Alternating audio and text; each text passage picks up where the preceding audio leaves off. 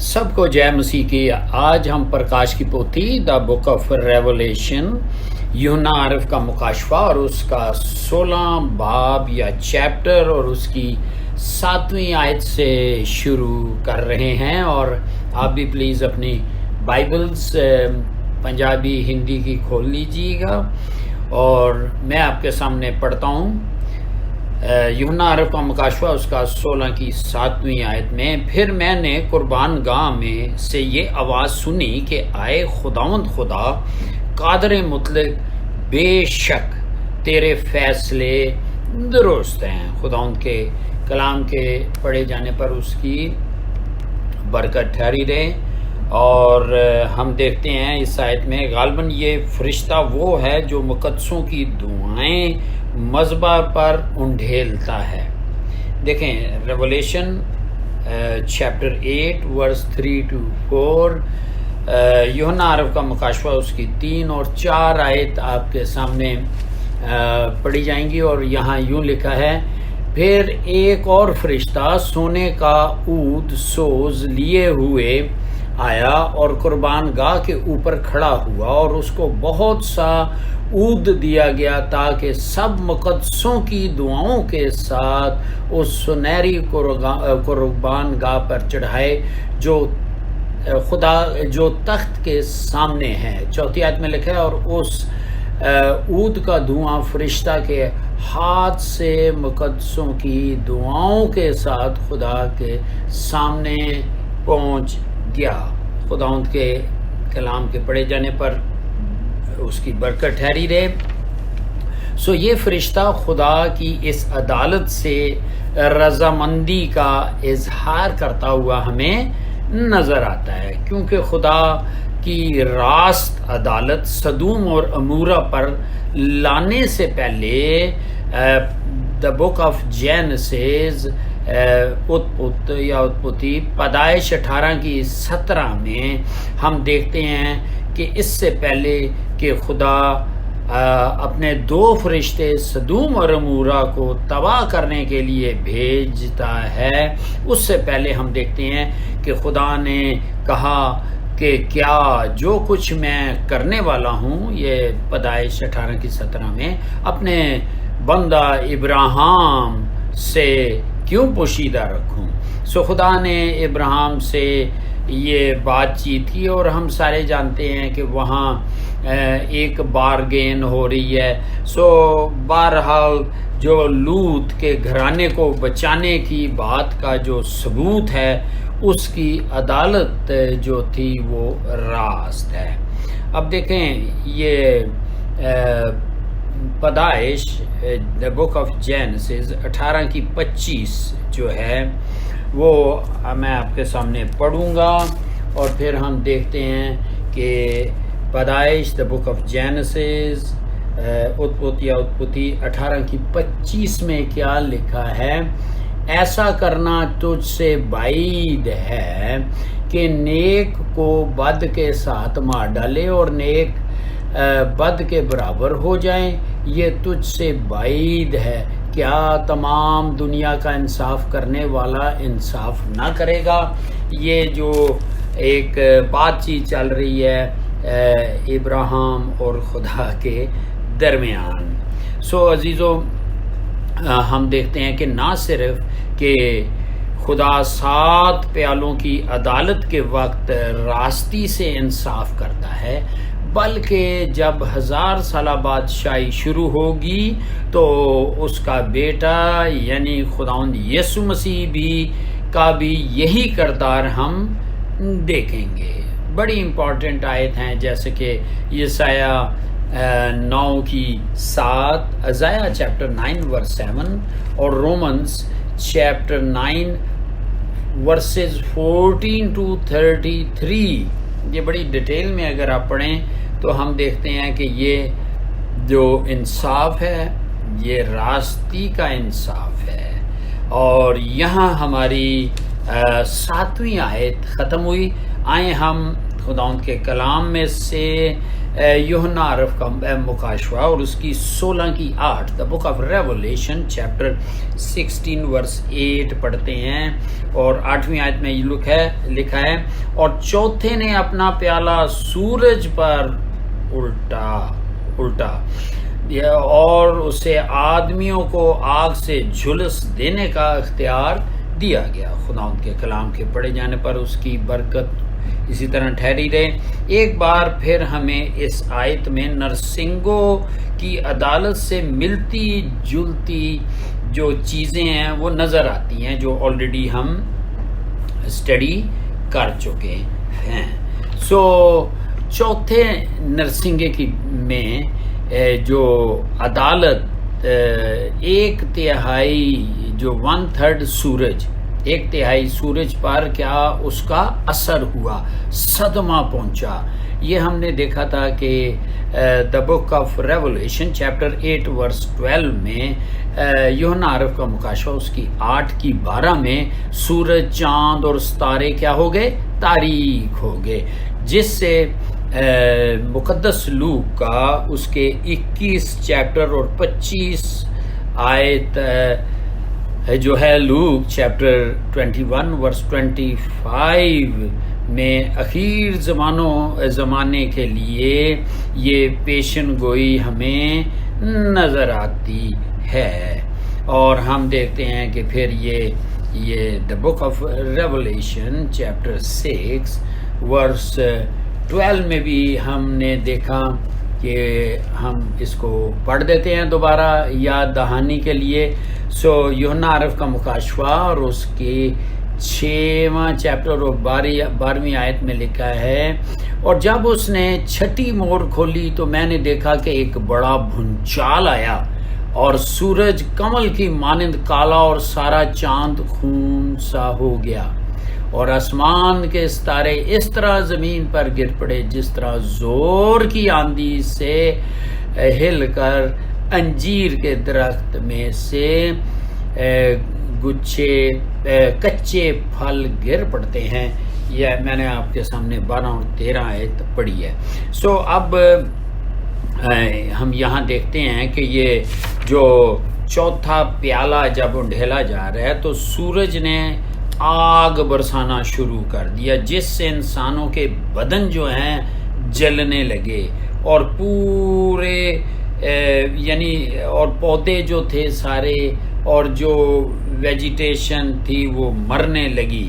دیکھیں یہ خداوند یسوع مسیح نے ایک تمثیل متی رسول کی انجیل اس کا 13:6 میں دی ہے، یہ آپ ضرور دیکھیں۔ اور یہاں کیا لکھا ہے کہ متی رسول کی انجیل اور میتھیو چیپٹر 13 اور ورس جو ہے وہ 6 میں آپ کے سامنے پڑھوں گا، اور یہاں لکھا ہے متی 13 کی 6 آیت میں لکھا ہے، اور جب سورج نکلا تو جل گئے اور جڑ نہ ہونے کے سبب سے سوکھ گئے۔ دیکھیں یہ بات بیج بونے والے کی ہے کہ اس نے ایک بیج بویا، تو یہ تمثیل بھی ہمیں یاد کراتی ہے کہ خداوند یسوع مسیح نے اشارتاً یہ بھی بتاتا گیا۔ مگر جن کو یوحنا نے اب جو بڑی مصیبتوں میں سے باہر آتے دیکھا، یعنی کہ کس طریقے سے دیکھا کہ وہ گریٹ ٹریبولیشن میں سے جب وہ شہید ہوئے تو ہم دیکھتے ہیں کہ ان چیزوں کے اثرات سے وہ بچ گئے، یعنی نہ انہیں پیاس لگی، نہ کوئی سورج کی گرمی لگی۔ اور یہ یوحنا نے ہمیں بتایا کہ اس نے دیکھا تھا دا بک آف ریولیشن چیپٹر 7 ورس 16 میں۔ یہاں وہ یوحنا نے دیکھا ان کو جو اس بڑی مصیبتوں سے نکل کے آئے، اور انہوں نے اپنے جامے برے کے خون سے دھو کر سفید کیے ہیں۔ تو یہاں 16ویں آیت میں لکھا ہے، اس کے بعد نہ کبھی ان کو بھوک لگے گی، نہ پیاس، نہ کبھی ان کو دھوپ ستائے گی، نہ گرمی۔ سورج پر آفت لانے کی ایک وجہ یہ بھی ہے کہ لوگوں نے اس کو پوجنا شروع کر دیا. سورج کی بھی پوجا لوگ کرتے ہیں, پتہ نہیں یہ. دیکھیں ایک بات یاد رکھیں, جو کریٹر ہے وہ خدائے ثالوث ہے, خدا باپ, خدا بیٹا, خدا پاک روح. اور جو اس کی کریشن ہے وہ یہ جو کچھ ہمیں نظر آ رہا ہے, سو بائبل ہمیں بتاتی ہے کہ ہم نے کریٹر کی پرستش کرنی ہے, اس کی کریشن کی پرستش نہیں کرنی. سو یہاں لوگ سورج کو بھی پوجنا شروع کر دیا تھا, جس کی وجہ سے ان پہ قرض آیا, لعنت آئی. اور اب انسانوں کو یہ سیکھنے کی ضرورت ہے کہ خدا کے علاوہ کسی اور یا اس کی سرشتی یا اس کا جو کچھ بھی اس نے بنایا ہے اس کی دستکاری کاراگریوں کو نہیں پوجنا, بلکہ جو ان کو پوجتے ہیں ان کے لیے سزا واجب ہے. سو سورج کی گرمی میں شدت آنے سے اور بھی بڑے نقصانات ہوں گے. بائبل ہمیں بتاتی ہے کہ سورج کی گرمی سے پہاڑوں پر جو سنو یا برفیں ہیں وہ میلٹ ہو کر جب سمندروں میں جائیں گی تو آپ اندازہ لگا لیں کہ سمندر کا پانی کا جو لیول ہے وہ بڑھ جائے گا, جس سے طوفان اور جگہ جگہ سیلاب آئیں گے. سو اس چوتھے پیالے کا جو مصری آفتوں کے ساتھ کوئی تعلق ہمیں نظر نہیں آتا. سو آئیں ہم یہاں دیکھا کہ ہم نے یہ 8ویں آیت بھی یوحنا عرف کا مکاشفہ اس کا 16 کی 8 آیت اختتام کو پہنچی. سو آئیں ابھی چوتھا ہی پیالہ چل رہا ہے اور ہم دیکھیں گے دا بک آف ریولیشن چیپٹر 16 ورس 9. یوحنا عرف کا مکاشفہ اس کی 16 کی 9 میں لکھا ہے, اور آدمی سخت گرمی سے جھلس گئے اور انہوں نے خدا کے نام کی نسبت کفر بکا جو ان آفتوں پر اختیار رکھتا ہے, اور توبہ نہ کی کہ اس کی تمجید کرتے. یہ چوتھے پیالے کی یہ جاری ہے. سو خداوند کے کلام کے پڑھے جانے پر اس کی برکت ہو. سو مکاشفہ 16 باب کی پہلی 3 آفتیں کیا تھیں؟ زمین پر, سمندر پر, دریاؤں اور پانی کے چشموں میں یہ جو ہیں یہ انڈھیلی گئی.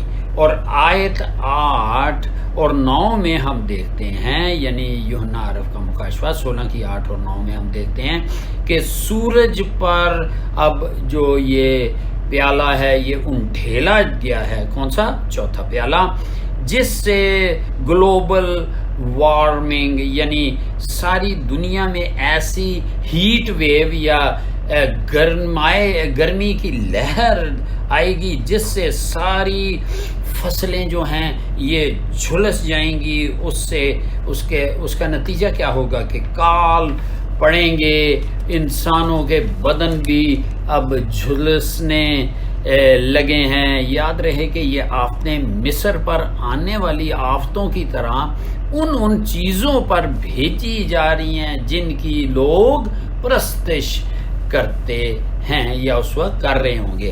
اب سورج پر آفت آنے کے بارے میں اگر ہم ڈیٹورنمی استشنا اس کا 4 چیپٹر 19 آیت دیکھیں تو یہاں کیا لکھا ہوا ہے, اور ہم دیکھتے ہیں کہ استشنا یا ڈیٹورنمی چیپٹر 4 کی 19 میں آپ کے سامنے پڑھتا ہوں. اور یہاں یہ لکھا ہے یا جب تو آسمان کی طرف نظر کرے اور تمام اجرام فلک یعنی سورج اور چاند اور ستاروں کو دیکھے تو گمراہ ہو کر انہی کو سجدہ اور ان کی عبادت کرنے لگے جن کو تیرے خدا نے روح زمین کی سب قوموں کے لیے رکھا ہے.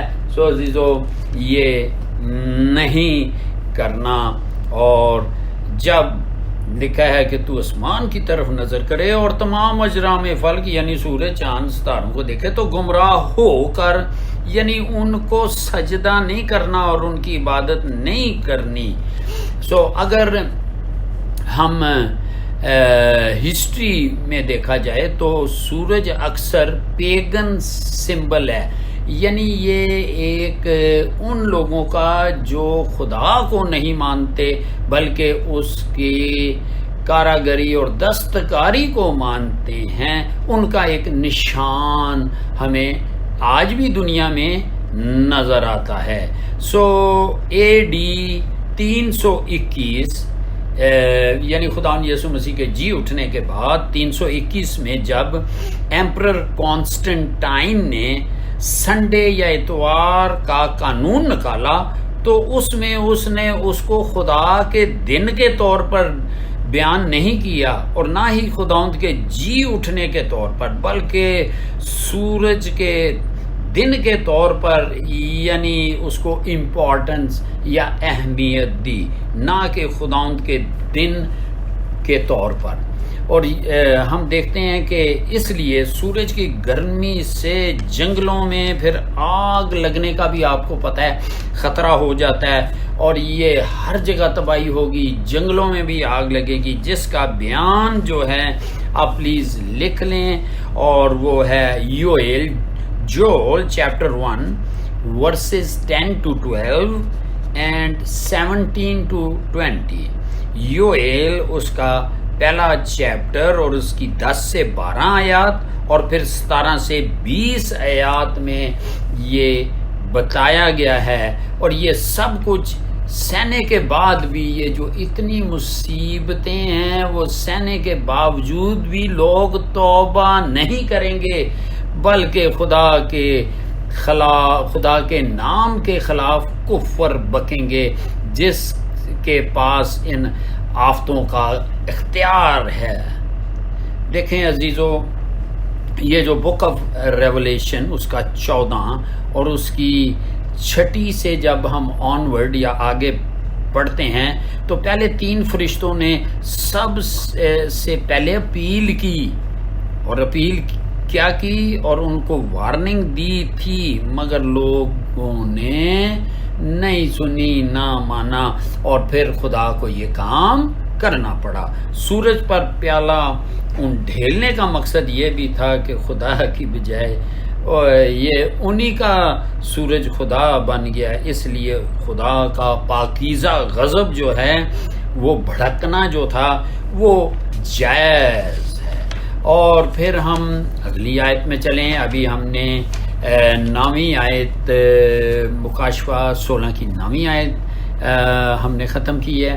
سو عزیزو، ہم دیکھتے ہیں کہ اب ہم the book of Revelation chapter 16 verses 10 to 11. اب یہاں 5واں پیالہ ڈھیلا جا رہا ہے. واو، دیکھیں کام بڑھتا ہی جا رہا ہے. سو یوحنا عرف کا مکاشفہ اس کا 16 چیپٹر اور 10 اور 11 آیت کا آپس میں تعلق ہے، اس لیے میں آپ کے سامنے پڑھوں گا. اور 5ویں نے اپنا پیالہ اس حیوان کے تخت پر الٹا. حیوان کے تخت کون سا ہے؟ یہ اینٹی کرائسٹ کی بات ہو رہی ہے، مخالف مسیح کی بات ہو رہی ہے. یسوع کے برودی کے تخت پر الٹا، اور اس کی بادشاہی میں اندھیرا چھا گیا، اور درد کے مارے لوگ اپنی زبانیں کاٹنے لگے. اور آیت 11 میں لکھا ہے، اور اپنے دکھوں اور ناسوروں کے باعث آسمان کے خدا کی نسبت کفر بکنے لگے اور اپنے کاموں سے توبہ نہ کی. سو مصریوں پر جو 9ویں آفت آئی تھی اس میں موسیٰ نے اپنا ہاتھ آسمان کی طرف اٹھایا تھا، اور ملک مصر میں کیا ہوا تھا؟ 3 دنوں کے لیے گہری تاریکی چھا گئی تھی. اس کا بیان خروج یعنی کوچ ایکزیڈس 10 کی 22 میں ہے. ایکزیڈس چیپٹر 10 ورس 22 آپ ضرور پڑھ لیجئے گا، خروج 10 کی 22 میں. اور یوحنا کی انجیل اس کا تیسرا چیپٹر اور 19 سے 20 آئے. جان چیپٹر 3 ورسز 19 to 20 میں لوگوں نے تاریکی کو، یہاں کیا لکھا ہے؟ لوگوں نے تاریکی کو روشنی سے زیادہ پسند کیا، کیونکہ ان کا کام ناپاک تھے. کیونکہ جو کوئی ابلیس سے ہے وہ روشنی سے نفرت رکھتا ہے، کیونکہ وہ تاریکی کے فرزند ہیں اور ہم روشنی کے فرزند ہیں، تاکہ اس کے کام جو ہیں ابلیس کے وہ دیکھے نہ جا سکیں۔ اس آیت میں تخت جو ہے یہ حیوان کی اتھارٹی کو ظاہر کرتا ہے، یعنی جیسا کہ ہم نے دیکھا تھا کہ the book of Revelation chapter 13 first 2 verses میں یوحنا عرف کا مکاشفہ اس کی 13 کی پہلی 2 آیت میں کہ شیطان یا اژدہا نے اپنا تخت اور اپنا سارا اختیار جو ہے یہ مخالف مسیح اینٹی کرائسٹ کو دے دیا تھا۔ اس جاندار یا کریچر یا اس کو کہہ لیں حیوان، اس کو کیوں کہا گیا ہے؟ کیونکہ مکاشفہ میں مخالف مسیح کو حیوان، پہلا حیوان، ٹھیک ہے، اس سے تشبیہ دی گئی ہے۔ سو یونانی میں جو ہے تھریون کا مطلب ہے یعنی THERION، تھریون، یعنی اس کا مطلب ہے جنگلی جانور۔ اس حیوان کے تخت پر یہ آفت انڈھیلی گئی اور اندھیرا چھا گیا، اس کی حکومت کی جو باؤنڈریز اور اس کی ساری کنگڈم جو تھی وہ کمپلیٹ ڈارک ہوگی، گہری تاریکی ہوگی۔ تخت پر یہ تاریکی اس بات کی نشاندہی کرتی ہے کہ ان لوگوں پر روحانی اندھا پن بھی کتنا گہرا ہے۔ یہ جو دیکھیں جب پال جو تھا، پالوس رسول ساؤل تھا، تو ہم نے دیکھا کہ وہ کس طریقے سے کرسچنز کو قتل کرواتا تھا اور ان کو قید خانوں میں ڈالتا تھا۔ دیکھیں یہ آپ ایک حوالہ ضرور پڑھیے گا، the book of Acts chapter 22 verse 4 to 8، رسولوں کے اعمال اس کا 22 کی 4 سے 8۔ تو میتھیو چیپٹر 6 ورس 21 to 23، متی رسول کی انجیل اس کا 6 باب 21 سے 23 میں دیکھیں بڑا پیاری بات خدا یسوع نے بتائی ہے، اگر تیری آنکھ درست ہو تو تیرا سارا بدن روشن ہے۔ سو یہ جو بدن کا چراغ جو ہے یہ آنکھ ہے، یاد رکھنا۔ مگر خدا سے ڈرنے والوں کے گھروں میں کبھی اندھیرا نہیں ہوتا، یہ تاریکی ان کے لیڈروں اور ان کی ورشپ پر ہوگی۔ دوسری اور تیسری آفت جو ہے جو سمندر اور پانیوں پر آئی، بدکاروں کو خون کے بدلے خون ملا تھا، کیونکہ انہوں نے بھی بڑے نبیوں کا خون بہایا تھا، اور یہاں تاریکی کے بدلے تاریکی مل رہی ہے، کیونکہ تاریکی کے فرزندوں کو تاریکی مل رہی ہے۔ ان پر ایسی تاریکی آئی کہ وہ اپنی زبانیں کاٹنے لگے اور زخموں کی وجہ سے خدا کے نام پر کفر بکنے لگے، پر خدا کی طرف نہ پھرے، کیونکہ شیطان نے ان بے ایمانوں کی عقلوں کو اندھا کر دیا، 2 کرنتھیاں 4:4 کے مطابق، اور ان لوگوں نے مدد کے لیے خدا کو نہیں پکارا اور اپنے گناہ سے باز نہ آئے، یہ جانتے ہوئے کہ آسمان پر خدا کا کیا ہے؟ راج ہے۔ سو عزیزو، ہم اس کی 12ویں آیت میں جائیں گے، دا بک آف ریولیشن چیپٹر 16 ورس 12۔ یہ یوحنا عرف کا مکاشفہ اس کی 16 کی 12 میں لکھا ہے، اور اب چھٹا پیالہ جو ہے وہ ڈھیلا جا رہا ہے، جیسے کہ ہم نے دیکھا کہ یہ یکا بعد دیگرے، یعنی ایک پھینکا گیا، دوسرا، تیسرا، ایک کے بعد ایک کے بعد۔ اور چھٹے نے اپنا پیالہ بڑے دریا یعنی فرات پر الٹا اور اس کا پانی سوکھ گیا، تاکہ مشرق سے آنے والے بادشاہوں کے لیے راہ ہو جائے۔ دیکھیں ہم نے دیکھا تھا کہ جب 6واں نرسنگا پھونکا گیا، وہ 4 فرشتے جو دریائے فرات کے پاس بندھے ہوئے تھے، یاد کریں، کھولے گئے، اور یہ ہم اسٹڈی کر چکے ہیں۔ اور یہاں پر مکاشفہ دا بک آف ریولیشن چیپٹر 16 ورس 12، یعنی مکاشفہ 16 کی 12 میں دریائے فرات سوکھ گیا، تاکہ مشرق کے بادشاہ یعنی ویسٹ مغرب ویسٹ تک جا سکیں، مگر ان بادشاہوں کا مقصد چھٹے نرسنگے کی طرح انسانوں کو قتل کرنا نہیں تھا۔ دریائے فرات سب سے پرانے دریاؤں میں سے ایک ہے، کیونکہ یہ ان دریاؤں میں سے ہے جو عدن باغ عدن سے، آپ کو پتہ ہے کہ وہاں سے نہریں نکلتی تھی، آگے دریا بنے جو کہ پیدائش the book of Genesis chapter 2 verses 10 to 14 یعنی پیدائش 2 کی 10 سے 14۔ یہ وعدہ کیا ملک مصر کی سرحد کے لیے بھی کیا گیا تھا جو خدا نے ابراہیم اور اس کی نسل کو دیا؟